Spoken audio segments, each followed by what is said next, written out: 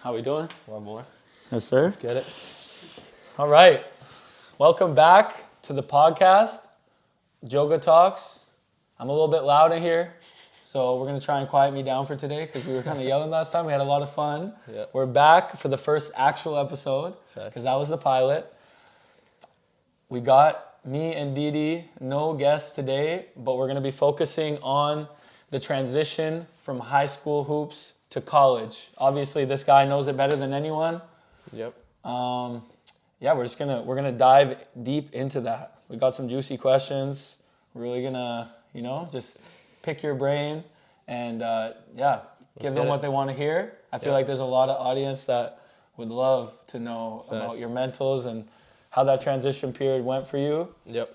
And, we're going to be doing our shenanigans, of course, as well. You see the glasses on the table. The glasses. We low-key have a little game going on in the back, but it's okay because the Mavericks are murdering the Clippers. It's okay.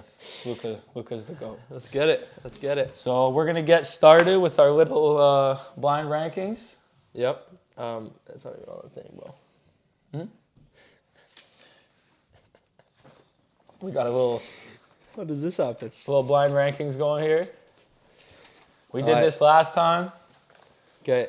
You want to introduce a topic? You already did, right? Yeah, no worries.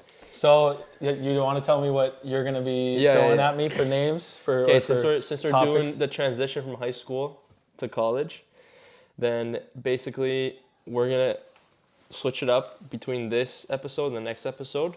But I'm interviewing him, and my blind ranking is the topic is players from our generation in high school. So like players we played. And then his topic for me is going to be teams that we played. So we're basically just going back and forth with that. Quick fire blind ranking. It's a bit different from the pilot, which is going to be sick, but this one's a bit better, I think.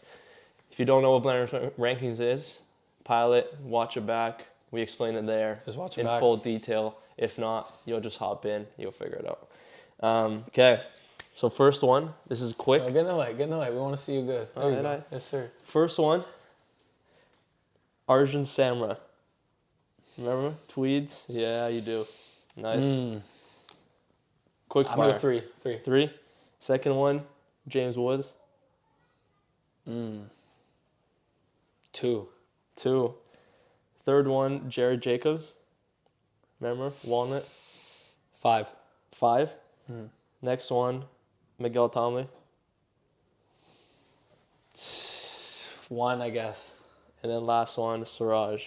Good here. That's tough, but 4. Yeah, I mean, True. Yeah, obviously I don't have a choice. But Okay, what do you think then? Yeah, I think it was pretty good. I think that was pretty decent. That was solid.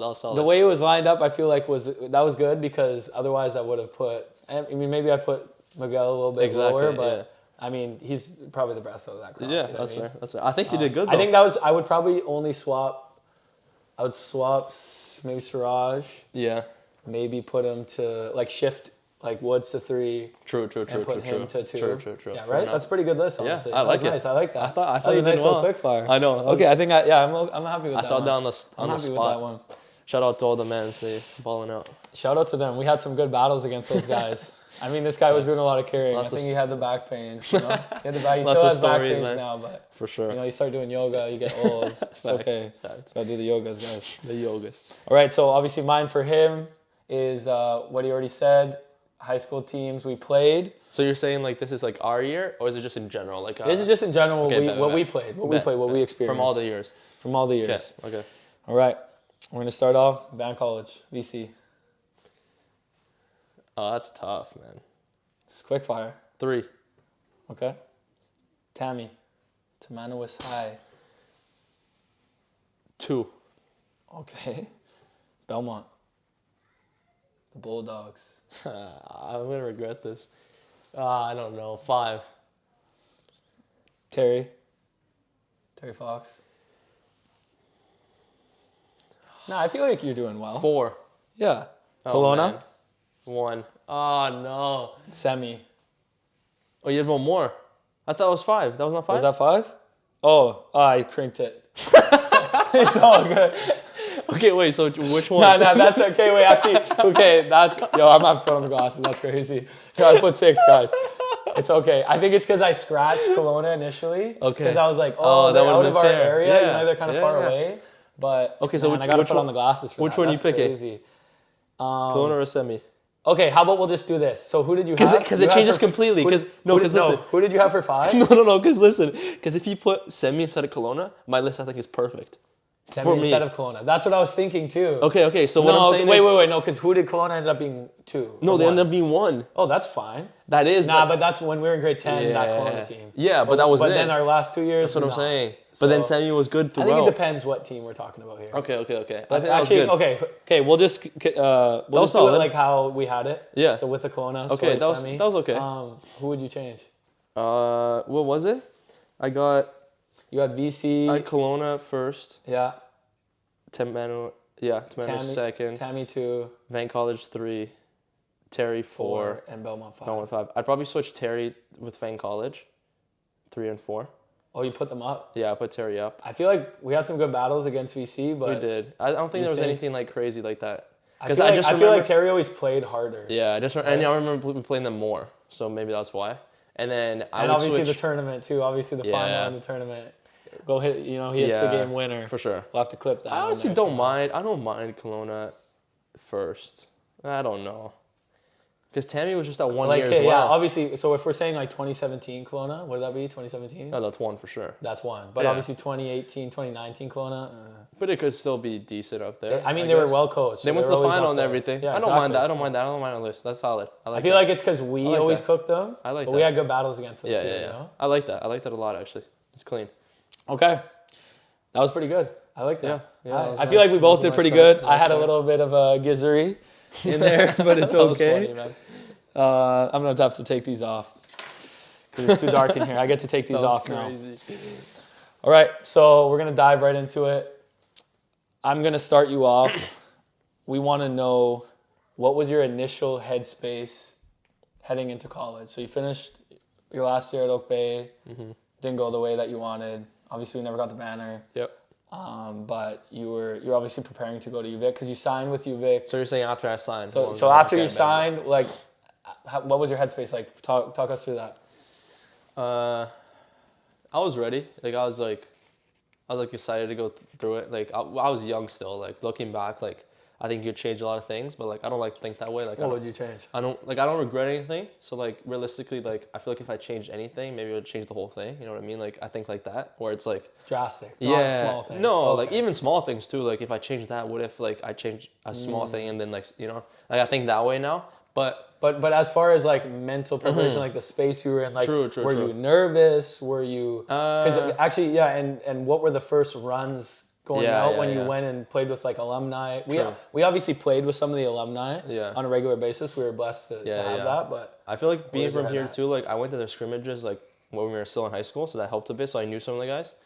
And I knew Josh and everything from like coaching and everything. Like I knew Bo and everything, so that was clean. From youth bikes. Yeah, so I knew them already, which made it more comfortable. Like it wasn't like I'm stepping into like something completely like new, which I think would have been good for me too. But I'm glad I went to UVic, and then I was ready. Like I think I was nervous. Like there's always like nerves. Like I still get nervous when I play like games and stuff like that. But then like when you hop in and you're playing, at least for me, I just like I forget everything. Like if it's like on the court, it's like I don't know. Like I have this like. Almost like on the court, I have this like confidence where it's like I don't necessarily like I feel like I've put enough work in where it's like even if I miss a shot, it's like whatever. So like I wasn't nervous per se like to play, but like there was like things that like I don't know, like first practice you come in, it's like okay, like what do I do? Like obviously you're passing a little bit more than you're shooting. Like compared to practices now, it was way different. Who was busting your ass like right when you got there? I remember like who was he throwing you on? There was one story I remember from my first year because I was like. Because I remember I came in and Scotty was there, and I came in as like a point guard. Like been second, third year. He would have been third year, yeah. Third year. And I remember so he was already comfortable. Yeah. I remember him like, because he was the starting point guard, and like I was coming off the bench, and like we would always go against each other naturally. And the only story I remember from my first year, genuinely from practice, is like I remember we were playing a full court drill, probably beginning of the year, and it was just fives, and I remember like being picked up full court, and like I couldn't like. I wasn't getting by him for like 2 or 3 possessions. I remember that practice. I was like, damn, like he was stealing the ball. Yeah. He was just pressuring, you, like getting into your head. Because back then too, it was like I didn't like I didn't lift. I didn't do any. Like, I was small. Like, I was just, like, straight out of high school, like, 18-year-old fresh, like, 17, 18, and, like, just coming on, bringing up the ball, trying to initiate offense. And, like, I did that a bunch at Oak Bay, but it was so much different. Like, there was never, like, intense pressure in high school, whereas in, like, university, it's like guys are, like, on your grill. Yeah, and the practices are that much more. Just a little more intense. And the physicality, I think, is the biggest part. Yeah, it's he's just faster. leaning into you. Yeah. That was the only story I remember. But did he take you aside after and kind of be like, okay, this is what you have to do when someone's leaning into your hip, or did you get that guidance, or I don't remember. You were probably, I know you were probably like, yo, this is cooked. I have to. Yeah, for sure. I have to figure this out now. 100%. Yeah, like always try to figure it out. But like there was always guidance, but it wasn't like right away, because I think like people also knew me, like they all knew me, and like I feel like on the court in the spur of the moment, if someone comes up to me and tried to like say something, then it might not be the best place for it. You know what I'm saying? Because like on the court, I'm like completely different. Where I'm like very You're intense. so in it, you might not like, be as receptive to constructive criticism. Yeah. And like I was young and still too. Like I think right now I'm way more open to that stuff than I was before. But like still, like he like, I don't know. We talked so much during practices and like off practice. But that's what made you better. Obviously, iron sharpens iron. So exactly, he was just going at you from the beginning. 100%. Yeah. But you guys were close. Like, you guys got close, obviously. Yeah, that's my guy. That's bro. Like we got very close. We ended up playing together in his last year. Like he was the one, I was the two. Like we would alternate. Yeah, like, that was fun to watch. That was really fun to watch. Just like combo guard type situation. It was fire. That's really interesting. That's really interesting. So that segues into my next question. So how big is it? Because I'm sure a lot of people wonder this that didn't continue on to play. You know, me myself included. Obviously, I can get an idea, and we play with those guys recreationally. But how big is the difference in comp level, and how overwhelming was it in the beginning? Because obviously once you get comfortable and you figure it out, we'll talk about that as well, but how big was the difference? I feel like it's the same thing in like experiencing now. I think at every level, that like whatever sport it is and whatever you're doing, even like in normal life, like whenever you jump a level, at least for like sports, it's like everything's like quicker like decisions. So like for basketball, it's like you just have to make quicker decisions because guys are taller, guys are faster, guys are stronger, stuff like that. But I think the main part is the game just speeds up a bit.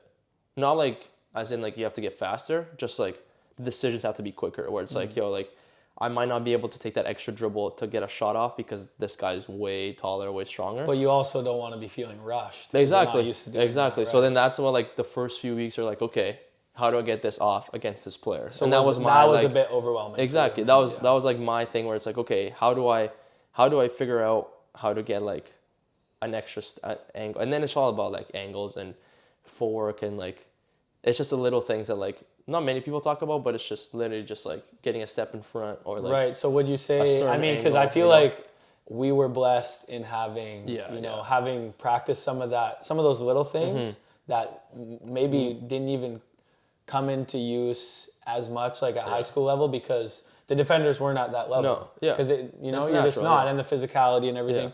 But I think, you know what I mean, that extra step, short step, long step. Like, it's all crazy. These little things that we would work on footwork. Did you notice that come into play? I think that's how I adjusted quicker, because of like the coaching we got in high school, where it was like most, if not everything, I've seen already. You know what I'm saying? Like we were doing like advanced stuff in high school, whereas most high school teams don't do that. So like obviously like our coaching was elite, where it's like a youth sports coaching. So like I was already prepped. So like I felt prepared. I think we got the skill coaching from the youth sports level too, because I don't think, well, you can correct me if I'm wrong, but when you show up to a program like that, unless maybe it's summer work, I don't know, but they're not going to work on developing you as a player as much as it's just team stuff, concepts, right? and stuff. Like, and the season gets on. It's all about like, how do I say it? Like where you are in the season, as in like preseason, off season, whatever it is. And then like obviously off season, preseason is more skill development, but we still do some stuff. Like beginning of practice is like 5-10 minutes. It's like ball handling and stuff. Right. So like there's still the skill development, but there's not enough time for you not to like, work on footwork. Yeah, exactly. Like that's the off season stuff, you know, right. or on your own stuff. You know what I mean? Right. So that's where it's like you got to get on your own. But then like obviously team concepts come in, and you don't have time to do all that stuff. But yeah, I felt prepped though. Like having that in high school was so like beneficial to that like aspect of it, you know. Interesting. So what was it like fighting for a spot all of a sudden after being a number one option? Because that's obviously, so not everyone can relate to this question, because you know what I mean. There's obviously only one number one on every team, right? Yeah. So there's a few of them out here that's gonna watch this and be like, you know what I mean? Yeah. I didn't get to that next level, or maybe they did and they had a difficult time adjusting. But what was it? You don't have the biggest ego. You know what I mean? Luckily, you know what I mean. You might be even more of a problem, but you know what I mean. I feel like you're humble enough. But obviously, you know what I mean. You know what's good. Yeah. And you come from having the green light. You know that everyone's coming at you, doubles, triples. Everyone knows where the offense is coming from. And then now you get to post-secondary, and I don't know what, you know what I mean, what ranking you took in that hierarchy, but I assume it wasn't. Yeah, no, you know no, what I no. mean? Well, in the top. No, for sure. And like coming in as rookie, like I came off the bench my whole first year, and like coming from like what you said, like for people that watch me in high school, like you were there. Like I was taking like outrageous shots. You know what I mean? So like coming from that to like go to the bench, I think that's what really shows like what you really like are about and like what you really value. Cause like say like for example like I don't know, like say I had like I don't know, like I thought that was like kind of like BS or like I should be starting, I could end my career right there, you know? Or say, you know what I mean? Theoretical or hypothetical, sorry, you transfer to a lower tier school just so you can start, but then you're not at UVic, Exactly. you're not with elite coaching staff. Yeah.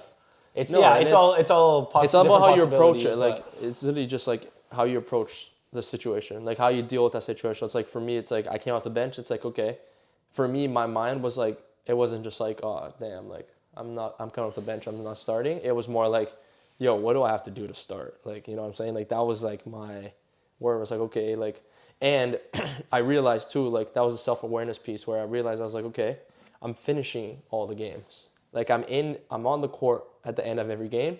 So then I was like, that's got to show something. That was reassuring you. Exactly. So he was playing the guys who earned their spot, but then he was putting you in crunch times. This is like a key thing where it's like like players have to realize it's like it's very cliche and cringe and stuff like that, but it's like it's not about who starts, it's about who finishes. Like obviously starters have their merit and stuff, but like the coach that puts in whoever the 5 players are like on the court and the crunch time, that's who you trust the most. I don't care what you have to say and what you have to like. It's a lie if you're not saying that. You know what I'm saying? That's true. If the 5 people that are on the court the last whatever minutes, 3 minutes depending on the score, obviously, is who you trust the most. Like, and then knowing that, I was like, okay, like I'm good. Like I know I'm set up.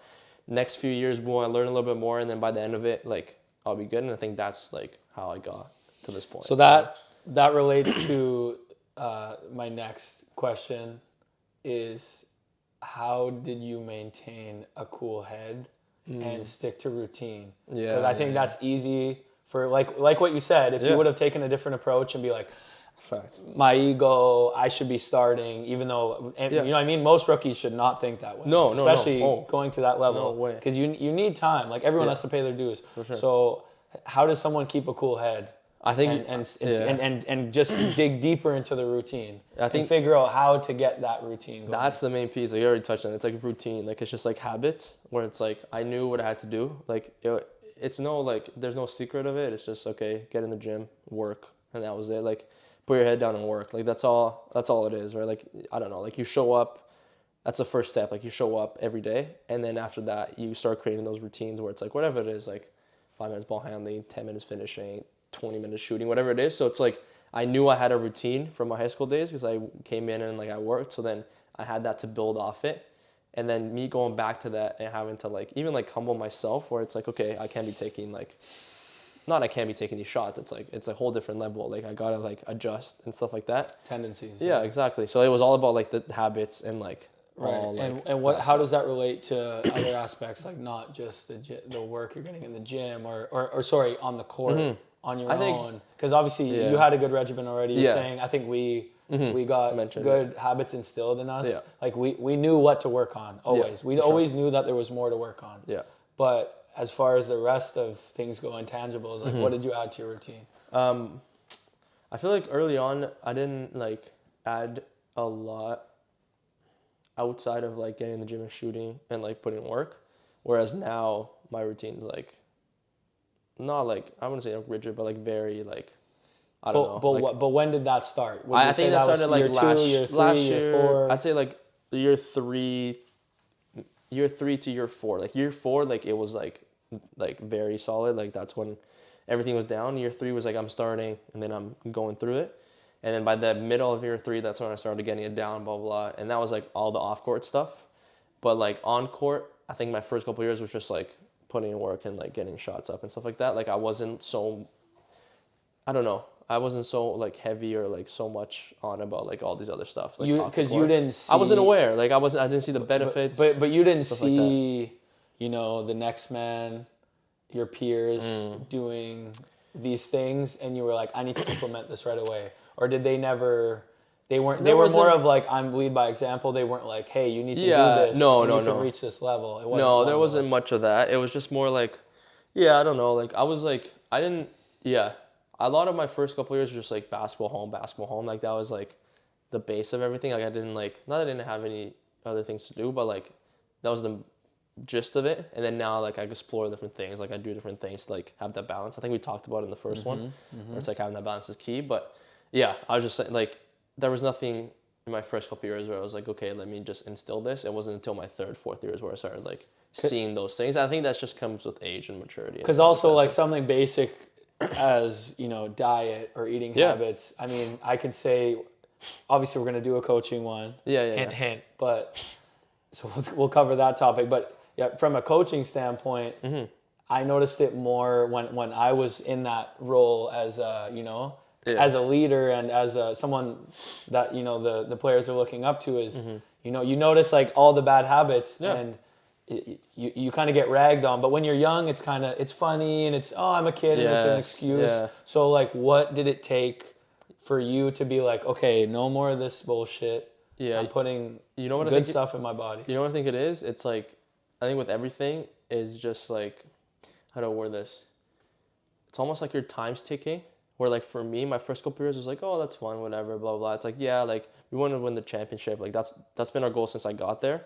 Maybe not so much my first year, but like second year on, we were really like, when we sat down beginning of the year, we were like, okay, let's win the chip. Like that was always our thing, and that's how we got so good. I think year 2. Year 1 was a little bit, like it was still our goal, but it was like one of those goals where like deep down everyone knew it was like, okay, pretty far-fetched. But year 2 onwards, it was like, okay, we're doing everything we can to, everyone's bought in, like every single player on the team. And like for me, it was like even in year 2, even year 2 was like, even though I was fully bought in, like I've always been fully bought in, but like it wasn't that like, I don't know, I feel like I still had a lot of time, you know what I mean? Whereas year 3, I was like, oh damn, I gotta start winning, boom.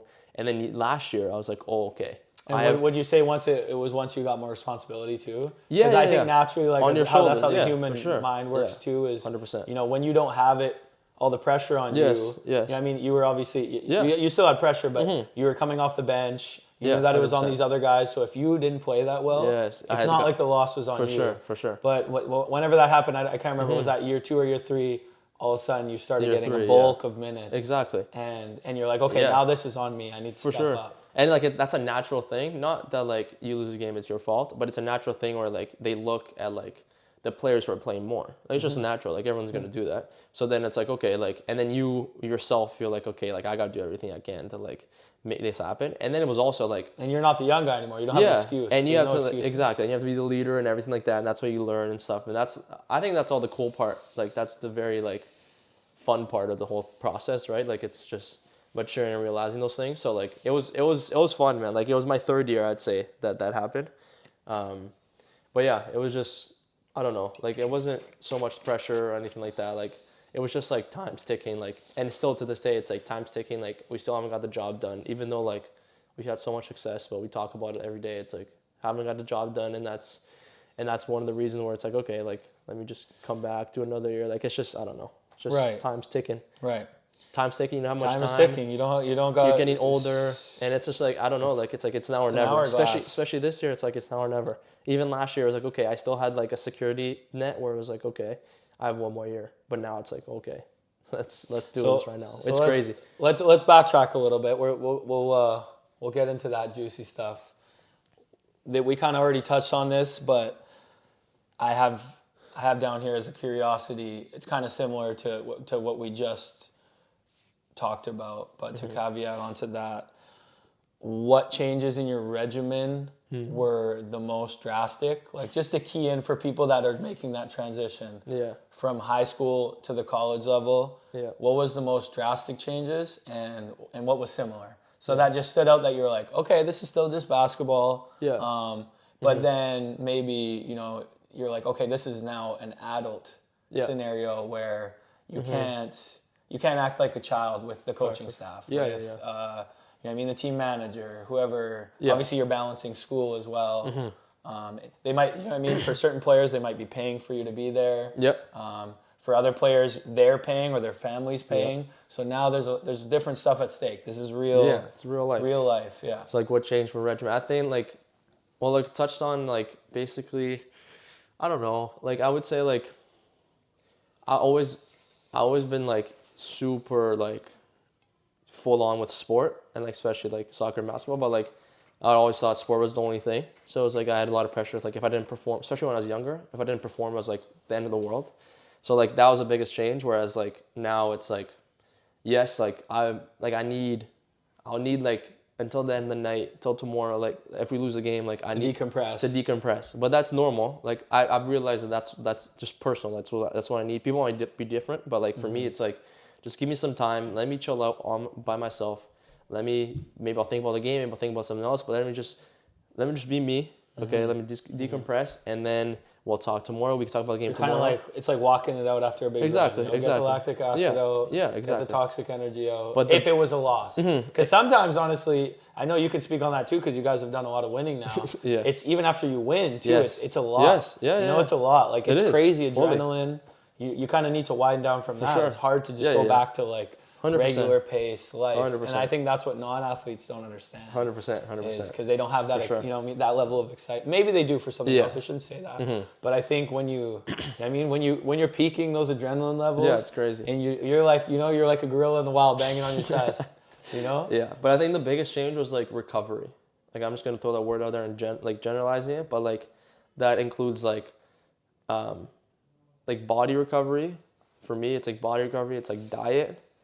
And then it's just the balance you have in general with everything else. So recovery. Recovery for me right now, what it looks like is I'll hit the hot tub or the sauna.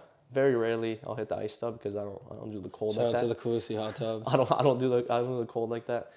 Gordon, you need to get on the cold. I know. I need to get in the cold. It's good. It's good for you too. I've been hitting some cold plunges. I know the contrast is good. I don't rock with the cold. That's another issue. But I do hot tub and sauna pretty much every day. I'll alternate. If not, do both in the same day.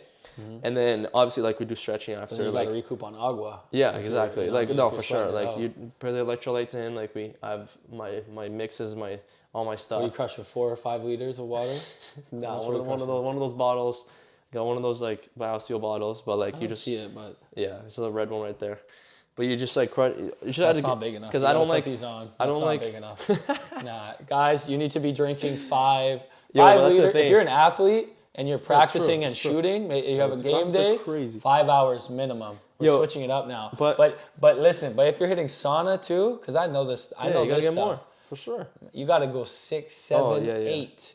6, 7. No, you're sweating out 2 to 3 liters in that sauna. For sure. No, but that's what I'm saying. Have you seen those things? They're disgusting. Yo, have you been in one, bro? I'm there every day. I've been in them. Yo, what I'm saying is, I hit it every day. I've soaked but up in saunas. I don't track my water. I don't like tracking anything. I've learned that. That's key number one for me. Glasses. That's crazy. Key number one for me. I don't like tracking anything. But I get my water in. I know I get my water in because I don't go anywhere without my water bottle. I don't do anything on my water bottle. It's always with me, no matter where I am. But yeah, he keeps the water on him. On me. Show him. Two of them sometimes. I lost my other one. Little U Sports bottle. That's a little key to hydration. I don't have the water bottle on me because man, we did a crazy traveling to get here, but this is what we do for this pod. Just know what we do. We went through hoops and loops. And man, I almost fell off of a train platform. Crazy. You don't want to know about this, but shout out to Rise Kombucha if they want to send us some product. This is good because I like this one because it's the low sugar one. This guy's really trying to do that. This is incredible. But you got to have the liquids. For sure, this the liquids, is important. Man. Yeah, no, I agree. It might be more important than food. Yeah. Nutrition. It's so basically it's funny because now that I'm here context, we're in Vancouver. I'm in Vancouver in the new crib for the summer with the Bandits. Shout out the Bandits. Shout out to the Bandits. But yeah, just learning a lot from it is like, it's not bad. It's like, what do you want to do? Like, it's like, people sometimes, I came in and I was like, what do I got to do to recover? Do I have to hit the hot tub for like 7 minutes? I have to hit sauna. And then you're trying to get too exact with it. Yeah, so it's like you're trying to get, or you're trying to find what it is, like ice tub, whatever it is. And then I've learned that it's like, it's literally nutrition, hydration, and sleep. Like that's like the three like non-negotiables, right? Like the three non-negotiables. Yo, write these down, okay? For sure. Non-negotiables. Nutrition, hydration, right? sleep, Mafia Hoops, nutrition, Mafia Academy. Nutrition can be different. Keys to success. For sure. Nutrition can be different for everyone too, because it's like people's bodies react differently. So like you might be able to eat something that I might not, and vice versa. Water, lactose is a no. No, yeah, that's exactly. But water, same for everyone. You gotta get it in no matter what. And then sleep is a huge one. Like sleep is a huge one, especially with the phones. I'm not great at it either. Like I still have my phone on me. Limiting blue light and stuff. before you Blue go to light, bed. yeah, stuff like that. There's a lot of different things you can search up. We can bring in next pods, but like I still am not great at it. I still have my phone in my room and stuff like that. I know you're not supposed to. I'm still on my phone before bed. So like stuff like that. But don't do that. I still get, I'm pretty sure like, if not every day, most of the days, I'd get like at least 8 hours. Like I'm always conscious of it. So like me being cautious about my sleep, me being conscious about my diet, me being conscious about water is all it is. Like you don't have to track everything and be so exact, because then you get like paranoid about everything. That's how I find it's not that it makes me paranoid. For me personally, I think it added a level of stress where it just makes me not want to do it at all. Exactly. Because you know what I mean? You can't, because all of a sudden, you know how it is with the food, because I've never really done that. I thought about doing it, maybe I had a little taste of it, but when you start tracking the food like that, then you can't enjoy the food. And if you don't enjoy the food, then I don't want to eat it all. So I'm just not going to eat. And it's all like a... What are we just eating, rice and chicken, plain? For sure, and that's what I'm saying. No like sauce? everyone's saying, it's like athletes got to eat this. Lucas Mafia, like, no sauce? Can we talk about that? Everyone's like, his brother hates sauce. It's yeah, the weirdest thing. Because like all the athletes have to eat like chicken and rice, like it's specific, but it's like, I don't know, like I feel like you have that healthy relationship with food where it's like, it's all about balance, so like with everything. It's like, same thing we're talking about like with school and basketball, it's the same thing with food where it's like, okay, one piece of chocolate is not going to kill you.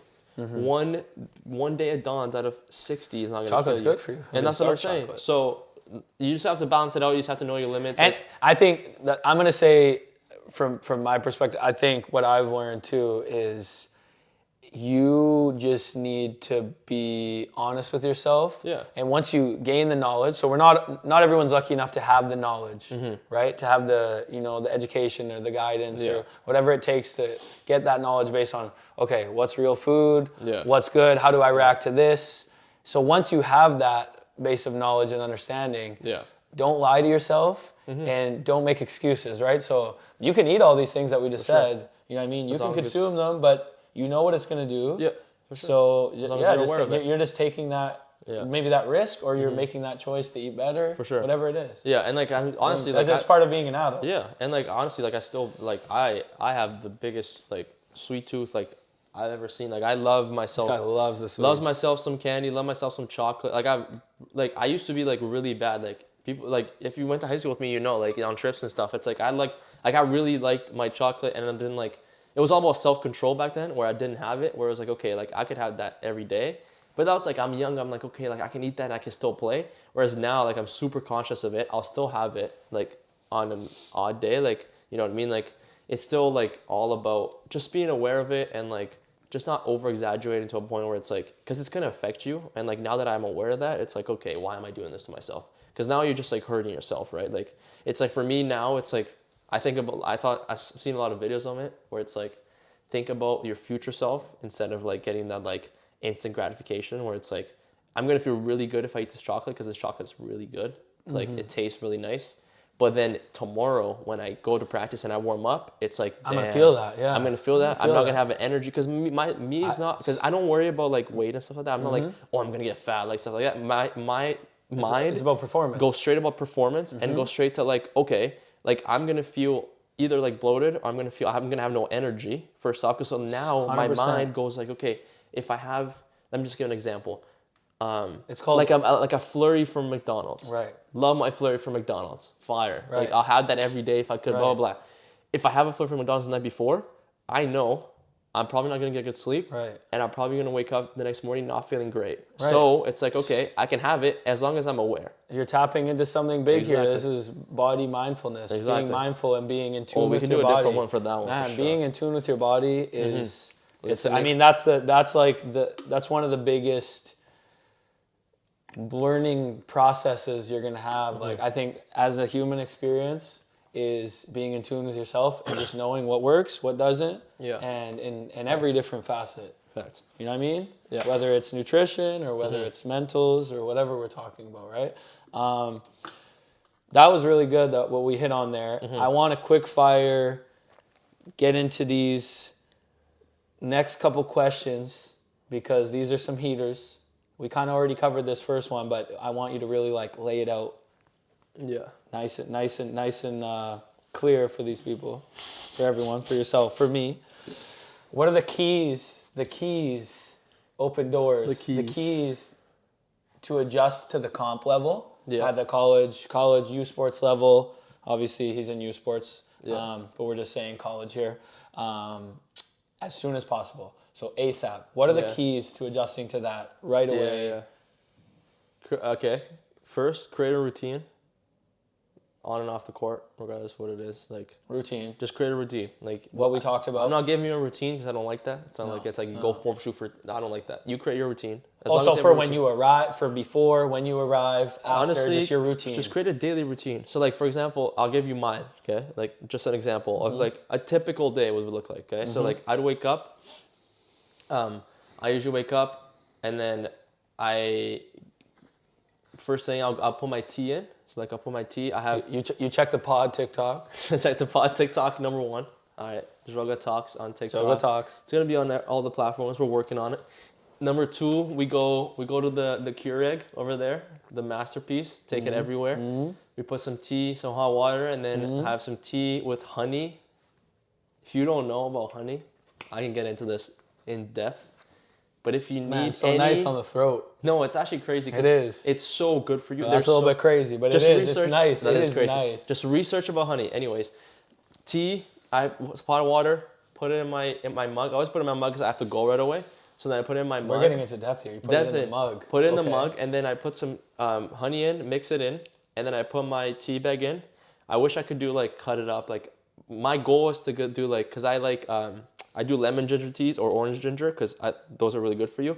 I want to get to a point where like I'm actually squeezing the lemon, I'm actually like cutting the ginger and stuff like that. Look into the attention to detail right here. But that's way too advanced. This is your routine in the morning. Routine in the morning. Tea. Exactly. So tea, put it in. I let it be. Okay. So because it's too hot. I don't like it too hot. I need like frozen. Let it be. No. So I let it be right there in the counter. And then while I'm doing that, damn, I gotta keep these. I get it back, and now I'm making 4 eggs every morning. Put in some salt, some pepper, some paprika, some onion, whatever I have. Oh my god, okay. And then this guy's a chef. I do a bowl of berries, blackberries and blueberries, with some honey on top. I've heard about this blueberry thing. This guy's been on a blueberry kick. This is this is crazy. So blackberries, blueberry bowl with some honey on top of it. Mix it up, and then I'll have the bowl of blackberries, blueberries with the honey, and 4 eggs every morning. Oh my god, 4 eggs. 4 eggs. So this is your daily. This is every day. This is every day. Sourdough bread. Oh. Toast it. Oh. Put some butter on it. Butter before the peanut butter. I don't like peanut butter. Oh my I don't rock god. with that. I don't know about that. But I just do sourdough, toast it, butter, eggs on top, little egg toast sandwich, and then with the bowl of berries, and then add my tea for when I go. So whenever I leave the house, so I'll go straight to school, and then I'll grab my tea and go. That's my morning. Man, we're gonna need a whole other pod. You know what I'm saying? To get the rest of the day. Wait, so that's just the first hour, a couple hours? Just the first hour. That's the first hour. That takes like okay, an hour. guys, we can't cover the whole routine. And then you guys don't get the whole routine. That's a detailed part. That's a detail. That's the detailed part of the routine. But wait, what kind of toaster are you using? What do you mean, toaster? Oh, I don't know. Wait, hold up. I'll use whatever I got. The details are crazy. I'm just messing with you. No. Okay, so wait. Because we don't have all day. We would love to talk. No, there's no more. That's the detailed part of it. That's the detailed part. So like normally it's that, and then I'll go to school, and then we have practice, and then at night I'll just come back home. I'll have dinner, whatever I have, whatever I have in the fridge, whatever I make, and then I'll do some work if I have time, watch some NBA games, but really relax. Like I don't have a job per se. I just have shout out Mafia Academy. That's the only thing I'm doing right now, working on the business, working on that stuff. So sometimes it's email, sometimes it's sign up. So right now it's a busy time. It's summer camp sign up, so it's like stuff like that. Right. And then that's a usual day. So that's say. so In Victoria. so that's your routine. That's one of the keys is routine. Yeah. Is that what quick fire? What's fire? Another thing would be like, don't get too high and too low. Like keep a cool head. It's hard for some people, personalities and stuff like that. People are different. But I just say like, don't get too high, don't get too low, because you're gonna have really good days, you're gonna have really bad days, especially in your first 2 years, especially in your first year. You're gonna find that's like, I had a really bad practice, and then the next day I had a really good practice. But like, why does that happen? So then now you have to like examine and be like, okay, like why is this happening, and then adjust. But never go too low, never go too high. Always try to stay in between. Keel. Well, it's really hard. Like it's difficult. Everyone has good days, bad days, but just we also play competitive sports for a reason. We like the highs. You know what I mean? You have to know what to do in the lows. Okay, I'm gonna go grind. For sure. I'm gonna go grind now. Yeah. I just got killed. I'm gonna go grind. And I'm not gonna go and just like pout. No, for sure. You know what I mean? Sure. Yeah. Those guys aren't playing at that level. And the last one is like, especially when you get to that level, it's like as much as like it's not so much in college. Like I'm finding that more now, but it's like you gotta think in your brain in some way that you're fighting for a spot. Like you got to think that like that guy right there, like say it's like, I don't know, for me, I'm a point guard. Say I'm looking at the other point guard right there. It's like this guy is the reason I'm not playing. So like whatever it is that it has to take, I have to get stronger. I have to shoot more. I have to become more physical. I have to be a better defender. Example. You just have to be better than him. You just have to be better than him. There's no, it's like you got to look around and be like, okay, boom, I got to be better, and almost take that personally, where it's like, that's a good thing. You know what I mean? Like, being that, at least for me, it's like that competitive nature of like always trying to be the best is like you gotta try to be the best regardless. So that's the three that I'd say. That's the three keys. That's the three keys right there. Man. The keys open doors. I'm gonna take these off real quick. We're getting into the latter stages of this pod. Yeah. But let's finish off strong. What's the key? Oh, another key. What's it? Y'all gonna love this. This is the key, because this is important stuff here. That's how I do key. Yo, before can I get a key somewhere? Before this, shout out Bo, shout out Eli, all my boys, because they know, because I say key way too much, and these boys are gonna make fun of us. Okay, here we go. Okay, I didn't even know that. I didn't even know that. But this is him. It's on me, man. Man, it's just my vocabulary be changing day in, day out. Shout out to everybody for that. I love it. Oh, what's the key to gaining and maintaining confidence? Period. I'll say a simple thing. This is a hard question for me because I'm just very confident, and not in like a way where it's like, you know what I mean, like in that not to a fault statistical way. It's like I'm inside, like whatever I do, like genuinely, like if I go play like pickleball, like if I lose, I'm gonna be genuinely upset for a couple hours. What happened when we played tennis that one time? And I cooked. You cooked. I was cheese. Oh, actually, no. That was the time I played with someone else and I broke a racket. We don't talk about that. See, and that's what I'm saying. Okay, so my thing, the confidence. No, I'm coming back for you, Elliot. Just know this guy. That was a while ago, man. Yeah, for sure. It eats you. It eats you inside. It eats you. So the whole point of this is that like there's like a quote. I don't know if there's like someone's quote or not, but like it's engraved in my mind where it's like your confidence is yours. So you shouldn't let anyone take it. You know what I mean? Like it's yours. So why are you letting? I love that. You know what I'm saying? It's like confidence. You know what I'm saying? Like it's not something that could be taken. Like why are you letting people just because someone tells you something, that doesn't mean all of a sudden you're not going to be confident. So for example, a good analogy is like, okay, like this is my phone. Are you just going to let someone be like, hey, there you go? I mean, if you're in Brazil, sometimes you got to do it. If you're in Rio, because you know what happens genuinely sometimes with like confidence is like you, especially in the sports world, whatever sport it is the coach will take your confidence away. That's a whole different topic. But I'm just giving an example where it's like you're allowing. But we're talking about on the court here. Yeah, but you're allowing someone else to take your confidence away. Say it's a defender getting into your grill. Say it's the coach yelling at you. Say it's your teammates telling you not to do something. You're allowing someone else to tell you that you're not like doing well enough, so you lose that confidence. You know what I'm saying? So it's like you're doing this to yourself. Yeah. Exactly. This is all mine. In your hands. This is my control, right? It's something you can control. So why are you letting other people take it away? You know what I'm saying? Like the confidence is yours. Like there's nothing. It could be cliche, cringe, whatever you want to call it. I don't care. Right. The confidence is yours. Don't let anyone take it. Like this thing. it might be one of the most valuable things, not just in sports, as in life. It's like sometimes like the way you approach it, say like you go into a meeting, it's like you approach it with confidence instead of being nervous. You might get that job, you might not, based on that. You know what I'm saying? You got to be really confident. 100%. Because sometimes it's like I walked into a place recently and I just no clue. I was just like, I was just like, I have an interview. I didn't say that, but it was just, and they were just like, we need you. Yeah. And they weren't even hiring. And I was just like, okay. So, but it is all energy. It's all energy. How you portray that's a good one. Anyways, I'm not getting into that, but like energy and confidence, it's just like, it's yours. Like there's nothing else. Like there's no tips I can give to like build your confidence because it's within you and it's personal you as have well. To do that, yeah. You have to do it yourself. No one can give give that no to you, one can give that to you. No one can take it away from you. It's all yours, man. Like it's all yours. The point you said about, I mean, we know this because I think the point you said about teammates telling you this, coaches telling you this, people telling you this, especially when you're on the court. Yeah. This applies to all athletes in a high level. I think we can take constructive criticism, or people at a high level are able to take constructive criticism better than anyone. I think in the world. I'm gonna say that's my take right there. I think athletes, and we're gonna say basketball players, high level, and I'm gonna key in and I'm gonna say D1 basketball players with them psychopath coaches, because you know who those are. I think those people have the toughest minds for taking constructive criticism. Yeah. Maybe aside from like a Navy SEAL, but in the world, out of anyone, because it's constant. If you're not the guy that can't be touched, we know those guys. Some guys can't step wrong, but even sometimes with those guys, they get drilled. So if you're not that guy, if you're 7, 8, 9, 10th, 11th man, you're just, you know what I mean? Yeah. You do this once, it's like, what are you doing? You're done. For sure. You know what I mean? But to get to the high level, you have to be able to take. You have to be able to take it on the chin. You have to take it on the chin and just be like, yes. Exactly. Like, you know? Exactly. And at the end of the day, you got to figure out what you got to do that you can control again, that you can do to improve yourself.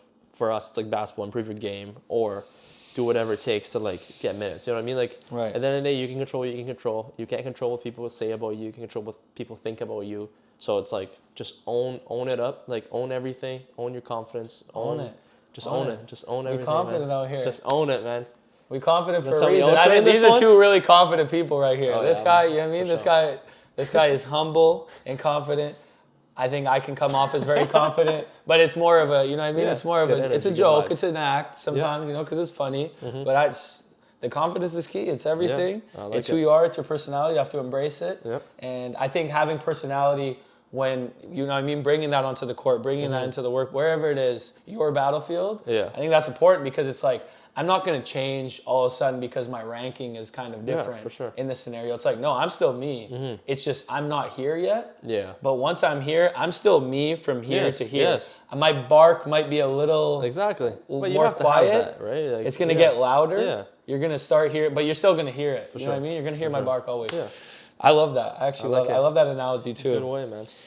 We're going to segue into the last question and this whole overarching topic of high school to college. And this is a really juicy one for me, and we talk about this all the time. What is the importance of ball knowledge, real ball knowledge, when it comes to that level? Because you can get away with it when you're playing at a youth level.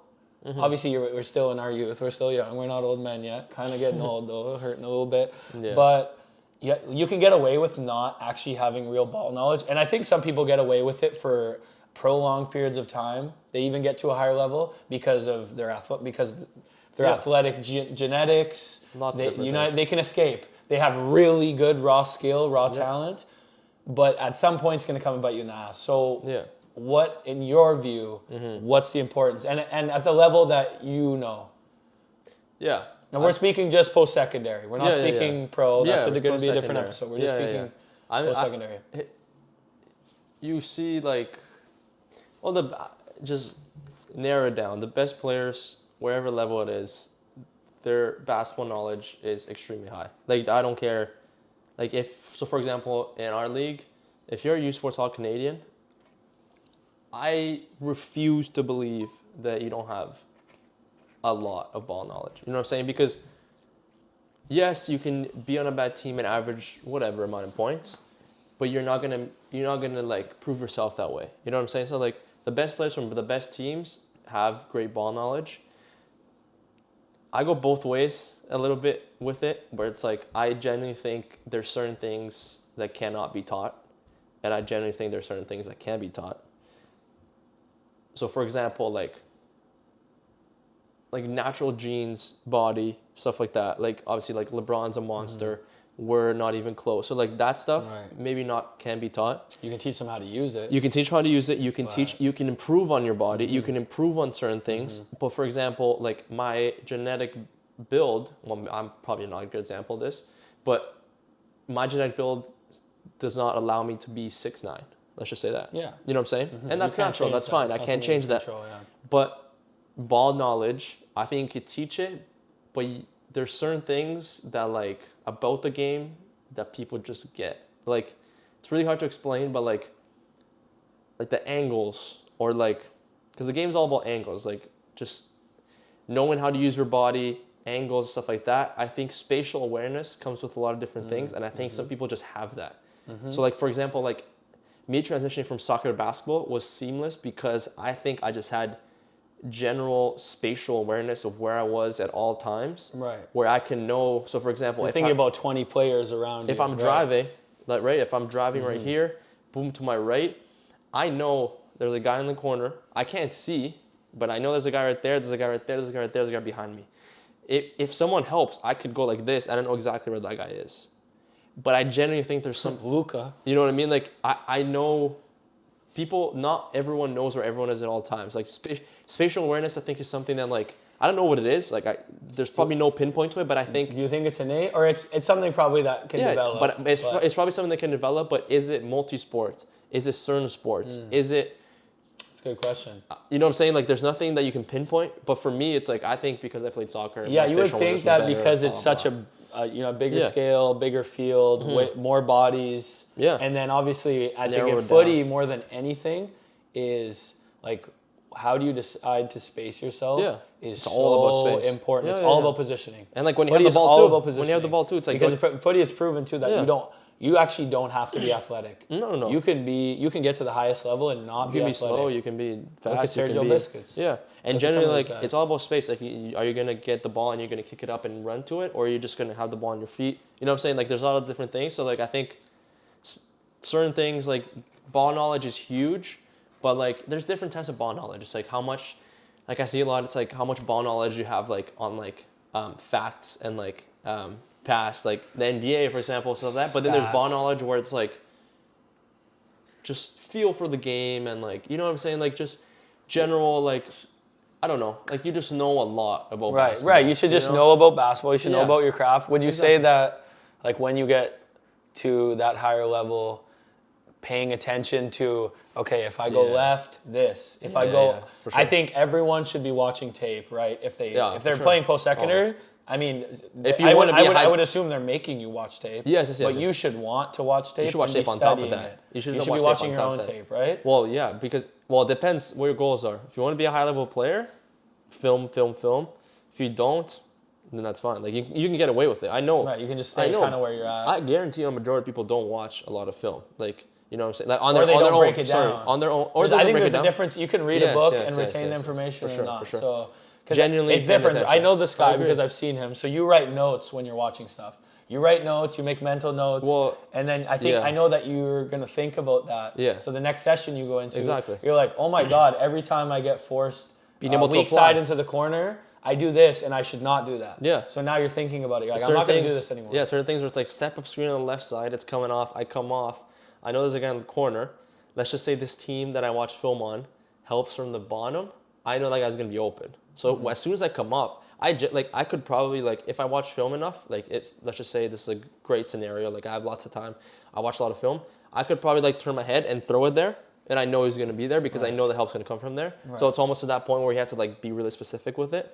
Right. But and like, obviously it's dependent on your teammates and the personnel. But then again, you can watch so much film, and then in the game they could adjust and they could be like, boom, it's different. So then now you have to just in game. Just playing chess. Yeah. Yes, exactly. So then now you have to really read, and that's where different things come in. So film is very beneficial, but again, there's, I don't know, certain extent to it where it's like, say they're prepared differently for us that certain night, then it's like, okay, whatever, like fine, I have to make a different read. But yeah, ball knowledge, huge. Like, you have to have it, highest levels. Watching film can always, like, improve that, where it's, like, you improve the details of it, but really pay attention to that. So, like, go through a full game, just watch the game. Go through a full game, just watch yourself. Okay. Go through a full game, watch the plays. Go through a full game, watch the reads. You know what I'm saying? Like, you could do it different ways, but there's just lots. There's lots out there to, like, break it down properly. So we're gonna get into, you know what I mean, in our other pods, we're gonna get into, you know, what we take from NBA, from Europe, from all these different places. But since we're focused on this right now, high school to college, and we're speaking on, you know what I mean? Yeah. Your experience, obviously you have the college experience. I experienced, you know what I mean? The high school scene, and got into the coaching aspect of it in with the youth. But from a ball knowledge standpoint, what do you think is lacking for people to kind of prioritize that? So I'd say, I generally would just say, like, the creativity of, like, just creativity in general, where it's like, I don't know, like, there's some days where it's like, you can only do so much spot shooting. Like in basketball, for example, you can do so much spot shooting, whereas, like, in a game, realistically speaking, how many spot shots are you going to get wide open?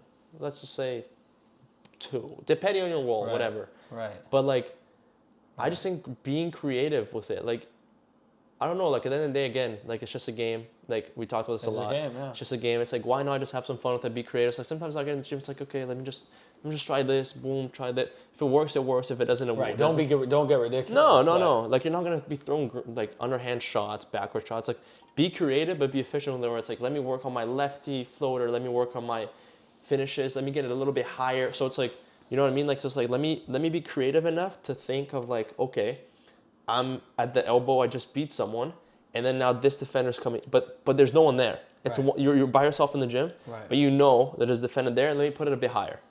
You know, it's you're making it situational to what you know. Because now, we'll get into this coaching, but it's like, you go to the gym, it's like, again, another example. Why are you just going in and doing a regular layup? How many are you getting that in the game?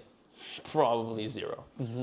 Unless you're getting a fast break. Like, I'm talking right, left, right side, you're laying right there. Yeah, off the backboard. And, like, just right there. Like, you're right here, right? Why can, like, in practice, and you're practicing these, or you're practicing a higher one, off the glass, not touching the square. That's what I'm talking about, creativity, where it's like, you got to be able to be creative enough to, like, see that, like, when you're working by yourself, there's, like, multiple people on the court. Like, that's your reads. And another creativity aspect for me is just going playing outside, one-on-one. Not outside, it can be indoors too. Just going to play, call your buddy, one-on-one. Let's play one-on-one. Let's play 2-on-2. Playing one-on-one is the best way to do it, because people play differently, right? And playing one-on-one, you got to get creative. Say one time you're like 3 dribbles, right? Or you say only jump shots, where it's like, okay, how do I get to that spot and get a shot off? Playing against the older guys. Right. This guy's stronger. This guy's longer. Next day, he's gonna space. One day you get a guy that's, I don't know, let's say when you're younger, say you get a guy that's, like, tallest in your team. Next day you get the guard that's, like, the same thing. So you're trying to work on different things. You know what I'm saying? Like, that's a creative mind, where it's like, I'm not always playing against a guard. Because what happens when you play against a big? Then you're like this. I've never done this before in a game. And you're like, oh God, like, what do I do? So then it's like, just be creative. Like, go outside, play one-on-one, switch it up, play against your friends. You got to switch it up. 2-on-2. To build that. To build that experience. To build that ball knowledge. Be creative. Just go play. There's not enough of that. There's a lot of, like, structure nowadays. But we'll get into that. Right. We'll get into all of that. This is gonna be very interesting. So on the ball knowledge aspect, from our area, what's stopping people from? Because we're blessed in the way that we had, you know, really good ball knowledge surrounding us. Yeah. You know what I mean, obviously the coaching, you know what I mean, was incredible. So we were blessed with that. But for the rest of the youth, not saying that they don't have access to that, but because even from the camps that are coming and whatnot, you know what I mean, we're going to get into this too, but in group sessions you can't absorb as much. So what does a younger player need to do to go out and seek this? Because obviously we had it kind of force fed to us, and then we also you start to know what questions to ask. You know, we already had that kind of like pre taught to us. So what about someone that doesn't have that? I think the good thing about it now, it's like there's a lot of opportunity out there now. Like I'm talking like the amount of like club teams, the amount of programs, the amount of camps, clinics, I'm seeing it everywhere nowadays. Like especially a little less in Victoria because it's obviously it's smaller, but even in Victoria, how much growth have we seen? I can't even imagine here in Vancouver. It's like wherever you are, like I feel like there's a lot of opportunities for you to like seek that, and like unfortunately most of them might cost money, which is like the down part. One thing that I would say is watching a lot of like, so like for example, I'm never gonna watch Embiid play. Because why am I watching Embiid? If I'm watching a game, I'm watching a game. Why am I watching Embiid play? And he sucks. I'm not. He can't make it out the second round. Like I'm not studying. Get this guy out. I'm only studying the players. So like for example, find your play type. So like for me, I love watching. Luka. I love watching. Even Luka, it's like he's 6'7". Right, it's not relatable. So for me, but I'm just saying tempo. Agreed. Tempo. Moves and stuff. Yeah, I will not study. His size. No. But I'm saying play style. Relatable. I'm studying Curry. Maxi's a really good one. I played a lot of Maxi with my step backs and stuff like that. And the way he gets to the rim, like his quickness. You know what I mean? The first steps. Curry, Maxi, even Trae Young, smaller guard. All those smaller guards, right? That's who I'm playing it. So find someone that's like similar. Say you're 6'9". Find someone that's 6'9", video. Find the best players. You can go on social media, probably find that in 5 seconds. And like start watching, because once you watch, then you learn things. Because at least for me, like but my if growth you watch mindset, in that through that lens, yes, not watching as a fan. Oh my God, that's so incredible. No, you have to have that growth mindset where it's like I'm watching now, but I'm watching what he's doing. So like for me, if I watch Luka, I'm like I know he's gonna do a move, boom, boom. If I go to the gym next time, I'm like, damn, like okay, how does he do this? I plant, and then I'm trying it. Right, so to watch, and then apply. And then there's the next level of it. You're thinking of what reads he's making. So then it's, okay, I know this guy's coming from this right elbow. Exactly. So I'm gonna fake going this way. There's all and like I'm gonna split it. There's like steps to it where it's like, okay, let me watch him. Okay, now let me apply it. Let me try it. Let me practice it, and then let me apply it in a game. So it's like it's all like a. And you mentioned some star players. I'd like to add. I think you can draw inspiration from at all different types of levels. College, I mean, we're going to touch on that. Yeah. But it like obviously it doesn't have to be at, you know what I mean, the NBA. It could be local. It could be, you know what I mean? Even, you go watch a player, you go watch the top high school team, say you're a freshman. Exactly. You go watch your team, yeah, right? Your senior team. For sure. This guy, why is this guy so good? Why is this, you know what I mean? I would always say look through that lens. Yeah, watch constantly. like the level above you. So it's like middle school. I'm trying to make like a junior team. So you watch the junior, and then junior team, senior team. It's like, because then you're just jumping too high. It's like I'm not in middle school watching NBA. You can watch it for fun. I can't even practice these moves. Exactly. Yeah. Like you can watch it for fun, blah, blah, blah. Like that's totally fine. I'm just saying. And that lens, you should always watch who's above. It's like who's the best player right there. And even if you're looking at NBA, it's like, okay, I don't need to look at Steph necessarily. Why don't I look at Pat Connaughton? Yes. Patty Mills. I don't even know. Like the basics. Why don't I watch clips of Corver? Why don't I watch, you know what I mean? It doesn't have to be rocket science. No. Yeah, for sure. Right? There's so JJ many. Redick. That's why that JJ Redick podcast I love, because it's him and LeBron. Definitely there's some inspiration there. I haven't even really watched it. Yeah. I watched a little clips of it. Me and this guy, we gotta go watch some film on that. We do. But I think that's a great example of, you know what I mean? Agreed. Obviously innately athletic, and then I mean JJ Redick he didn't get the short end of the stick. He's still 6 foot, whatever. But you don't have to be all of this to do all of that. For sure. So I think you can look to inspiration at any level. Yeah.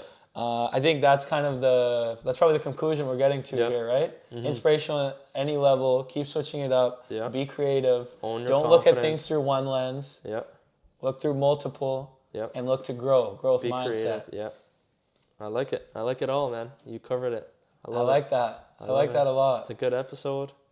Next one's gonna be a hot one too. Oh, we're Next ready. one's gonna be a hot one. No, we're good. We're ready. We're ready to get into Let that. Let us know what you thought of the setup. It's a new crib. This is a new setup. setup. You guys liked it. We're gonna be running this. We might switch it up. That's why it's different. Last time it was Victoria. This time it was Vancouver. But I think I rock with it. The chairs are nice. You know, nice little setup. The glasses. We got everything set up here. You know, might run another couple more in here, and then switch And then up we're the gonna be venue. switching locations. You know what I mean? Yeah, I might just have let to us know what switch you think. countries. Might have to. Yeah, facts. We might have to go. Switching We might have to go countries. south. We might have to go to the heat. It's a little bit cold for me here. Facts. Even though it's summer, it's still I got a hoodie on. Middle of the summer, I got a hoodie I on. like it.